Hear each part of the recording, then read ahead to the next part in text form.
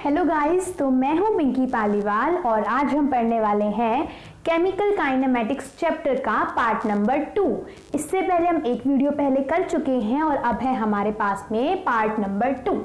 यानी कि अब इससे पहले हमने क्या पढ़ा? इससे पहले हमने ये पढ़ा कि क्या होता है आपका केमिकल काइनेमेटिक्स, क्या होता है रेट ऑफ रिएक्शन और किस किस टाइप के आपके क्या होते हैं, रेट्स होते हैं। ठीक है, तो अब हम यहाँ पर ये पढ़ने वाले हैं कि आपको रेट्स के निकालने का तरीका क्या होता है हमारे पास में। ठीक है, जैसे देखो हमने बहुत बार सुना हुआ है एवरेज रेट, इंस्टेंटेनियस रेट। अब एवरेज रेट और इंस्टेंटेनियस रेट ये है क्या असल में? ठीक है, इस चीज से समझो आप कि मान लिया आपको ये बोला गया कि भाई 5 बच्चे थे क्लास के अंदर, ठीक है, और उन 5 बच्चों के ना अलग अलग मार्क्स आए। मतलब साइंस के अंदर ना अलग अलग, मतलब 5 बच्चे तो सबके अलग अलग मार्क्स आएंगे, तो हमें क्या करना था, उनकी एवरेज निकालनी थी। भाई एवरेज मार्क्स कितने रहे होंगे उन 5 बच्चों में से, तो हम क्या करते हैं एवरेज निकालने के लिए, जितने भी उनके मार्क्स आए उन सबको हम ऐड कर देंगे और जितने भी बच्चे थे उससे हम डिवाइड कर देंगे। ठीक है, हमारे पास में इस तरीके से एवरेज निकालते हैं ना, मतलब सम टोटल अपॉन में जितना भी आपके पास में नंबर होगा उनका उससे हम डिवाइड कर देते हैं। ठीक है, ऐसे हम एवरेज निकालते हैं। नहीं समझे तो ऐसे समझो, जैसे इन्होंने सबसे पहले दे रखा है एवरेज रेट, यहां हम पढ़ेंगे type of rates of reaction. तो इसमें से सबसे पहला है हमारे पास में एवरेज रेट। एवरेज रेट क्या होता है? The total change in concentration.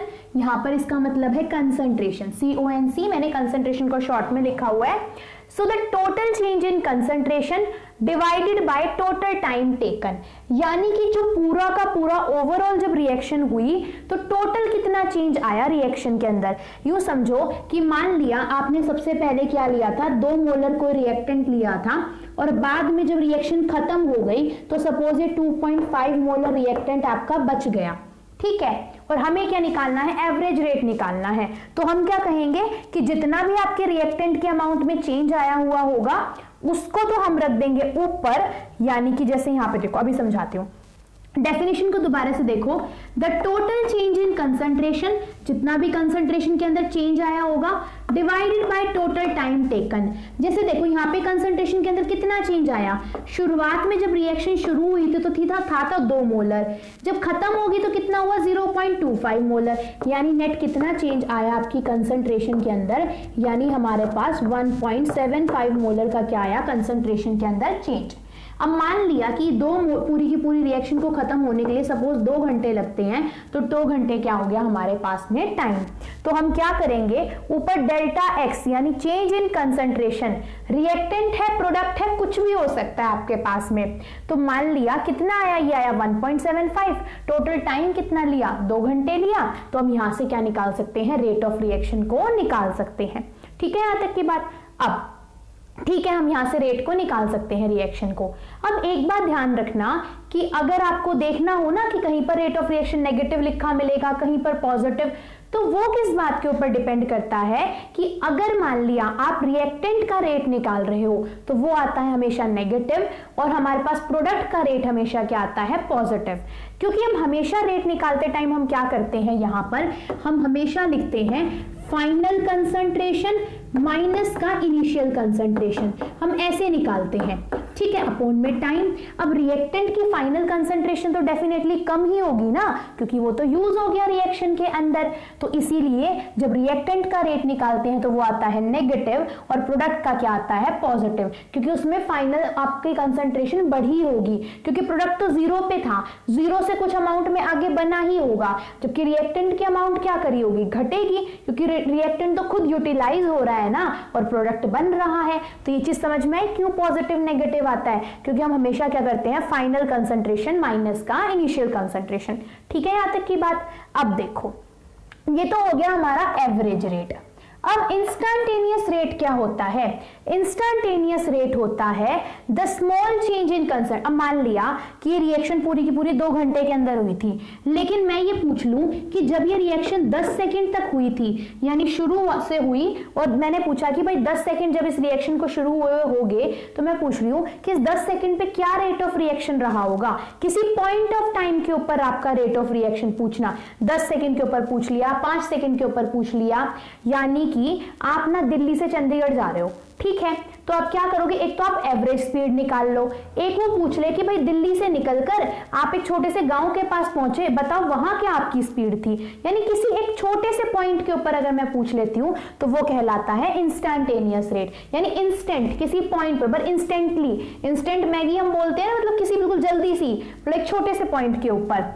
तो इंस्टेंटेनियस रेट हम कैसे निकालते हैं, the small change in concentration divided by small change of time, यानी कि क्या होगा आपका, स्मॉल चेंज होगी कंसंट्रेशन की, क्योंकि छोटे से पॉइंट के ऊपर तो डेफिनेटली कंसंट्रेशन में कम चेंज आया होगा ना ओवरऑल के मुकाबले।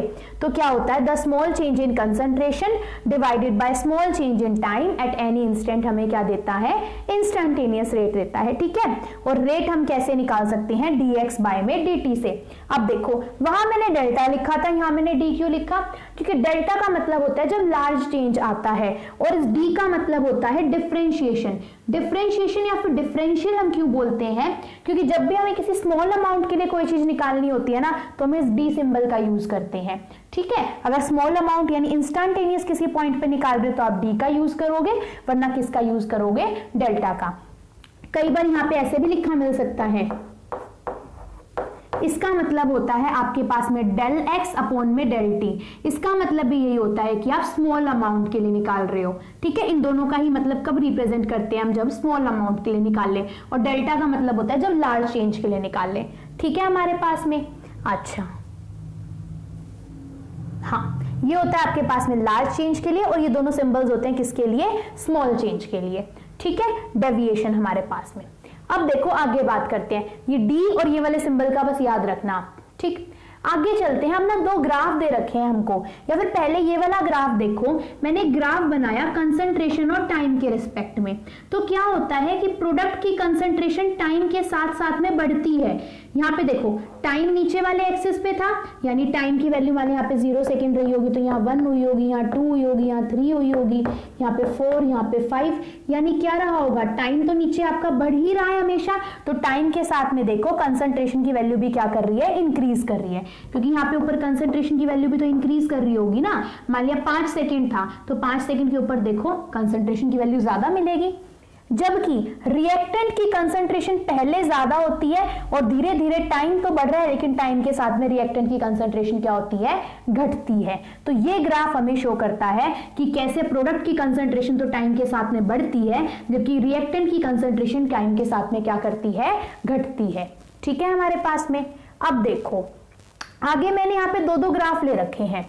ये जो ग्राफ है ये है आपका एवरेज रेट के लिए, और ये दोनों के दोनों, ये वाला ग्राफ है आपका एवरेज रेट ऑफ रिएक्टेंट के लिए, ये है एवरेज रेट ऑफ प्रोडक्ट के लिए। ये है इंस्टेंटेनियस रेट ऑफ रिएक्टेंट और ये है इंस्टेंटेनियस रेट ऑफ प्रोडक्ट के लिए ग्राफ समझो मैं क्या कहना चाह रही हूं। एक बार इस पूरे को मैं रफ कर रही हूं यहां से, फिर एक एक ग्राफ को समझेंगे हम यहां पे, ठीक है। तो इस चीज को हम यहां पर देखते हैं कैसे करेंगे। देखो रिएक्टेंट है और टाइम है। सबसे पहले मैंने बोला कि ये ऊपर वाला जो ग्राफ था ये था हमारे पास में, अगर मैंने R लिखा हुआ है यानी कि एवरेज रेट ऑफ रिएक्टेंट के लिए आपके पास में ग्राफ है। यहां तक की बात क्लियर होगी। अब देखो इस ग्राफ से हम कैसे निकाल सकते हैं, कई बार आपको क्वेश्चन देता है। हमें ये पता है कि टाइम के साथ साथ में जो रिएक्टेंट होती है इसकी कंसंट्रेशन क्या करती है, डिक्रीज करती है। नीचे मैंने यहाँ पर क्या ले रखा है, टाइम, और ऊपर मैंने यहाँ पर क्या ले रखा है, रिएक्टेंट की कंसंट्रेशन। यहां तक की बात क्लियर होगी। और अभी हमने पढ़ा था कि टाइम के साथ में रिएक्टेंट की कंसंट्रेशन क्या करती है, डिक्रीज करती है। अब मान लिया कि आपको एक पॉइंट तो ये वाला दे दिया और एक पॉइंट जैसे ये वाला दे दिया, ठीक है। इस वाले पॉइंट को आप देखोगे तो यहां पर बन रहा था आपका टाइम t1 और यहां पर आपके पास में टाइम क्या बन रहा था, t2, ठीक है। अब ऊपर है कंसंट्रेशन का ग्राफ। अगर मैं इसी पॉइंट के सामने वाली साइड यहां पर देखूं तो यहां पर आपको मिलेगी रिएक्टेंट की कंसंट्रेशन T1 टाइम के ऊपर। ये चीज क्लियर हो रही है हमारे पास में। क्या ग्राफ दोबारा से समझाऊं? ग्राफ हम थोड़ा सा और बड़ा बना के देखते हैं, क्लियरली विजिबल नहीं हो रहा। देखो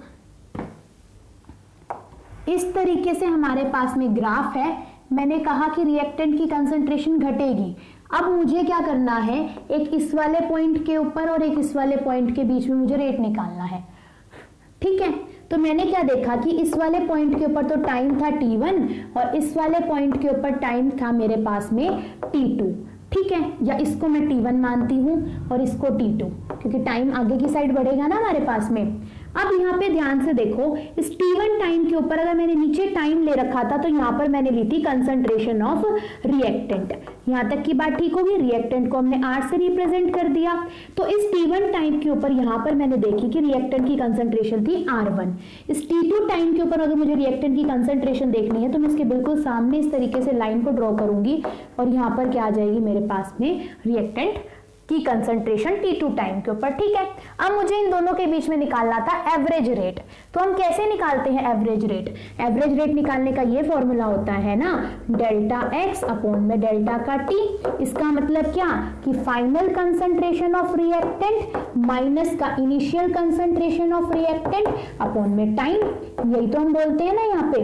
तो अब देखो फाइनल कंसंट्रेशन कितनी है रिएक्टेंट की R2, इनिशियल कितनी थी R1, टाइम में कितना चेंज आया, फाइनल टाइम था t2, पहले कितना था t1, तो यानी यहां से क्या निकल कर आ गया आपके पास में रेट ऑफ रिएक्शन। अगर इसको मैं r को ऐसे लिखना चाहूं तो मैं डेल्टा r लिख सकती हूँ और टाइम को क्या लिख सकती हूँ मैं डेल्टा t। तो समझ में आया कि एवरेज रेट को हम कैसे निकालेंगे। अब मैंने बोला था रिएक्टेंट का ग्राफ देखो नीचे की साइड आ रहा है।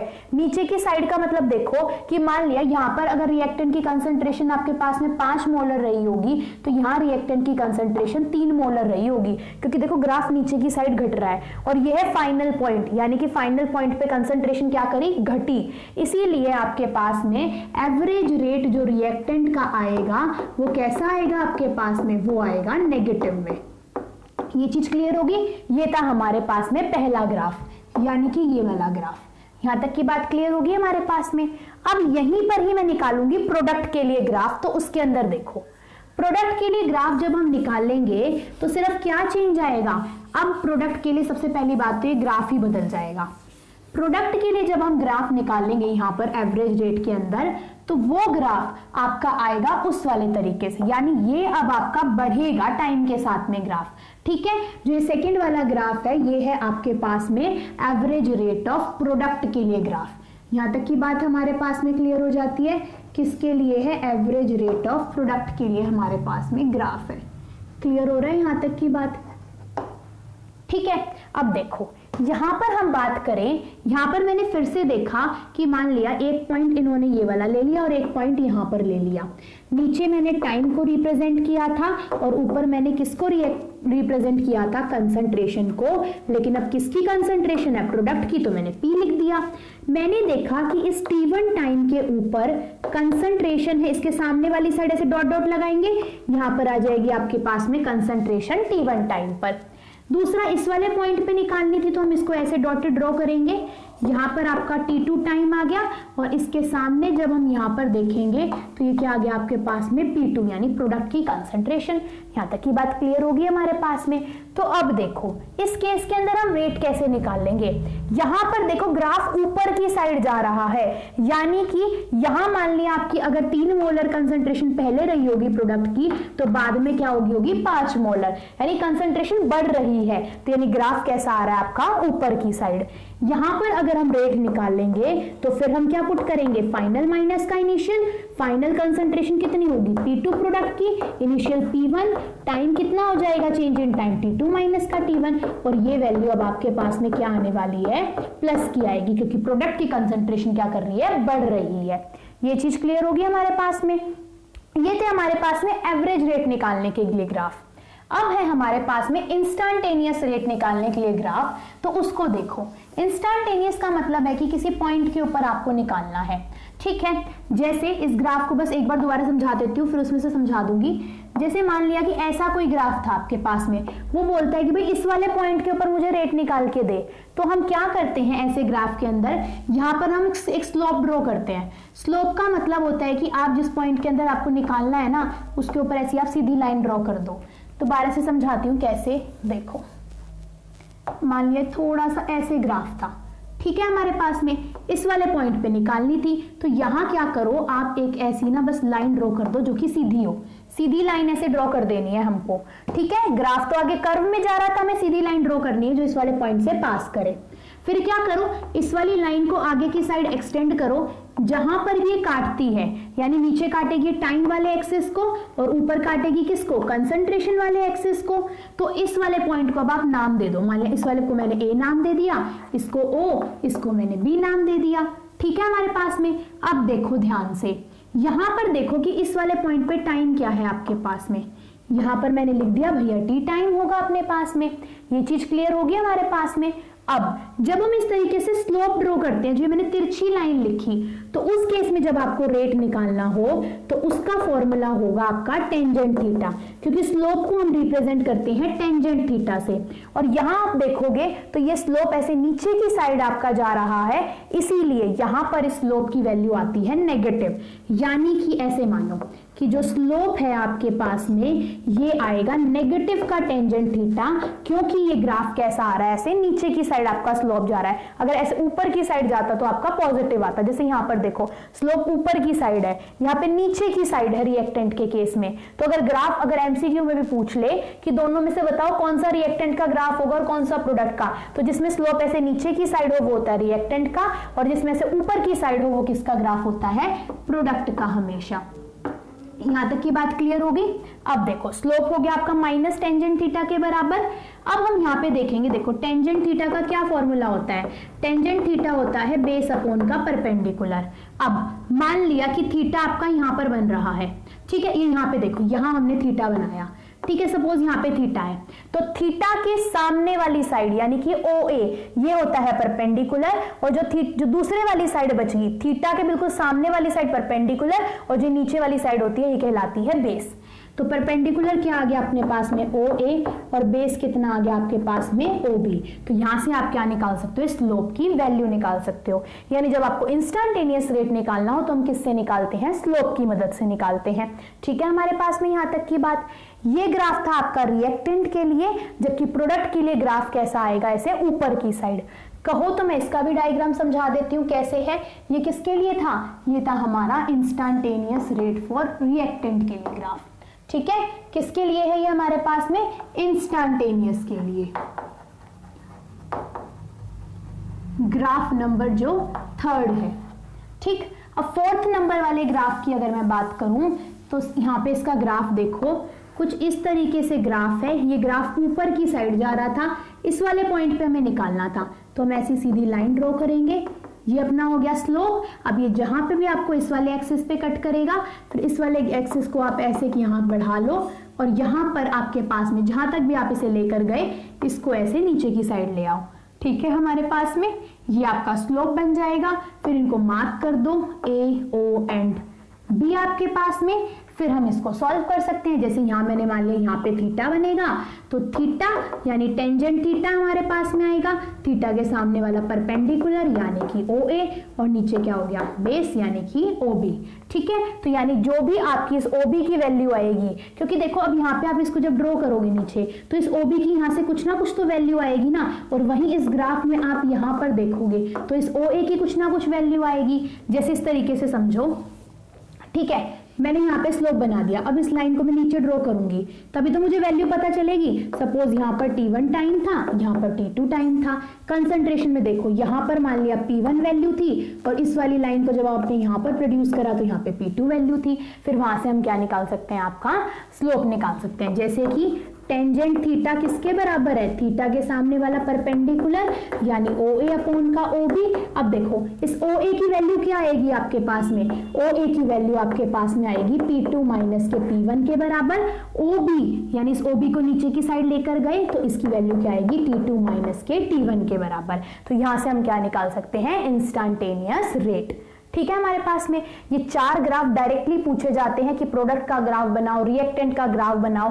ऊपर वाले दोनों हैं एवरेज रेट के ग्राफ और नीचे वाले दोनों हैं इंस्टेंटेनियस रेट के ग्राफ। ठीक है, तो इस वाले पार्ट के अंदर हम अभी इतना ही करेंगे, बाकी करेंगे हम इसके नेक्स्ट नंबर वाले पार्ट के अंदर। So stay tuned.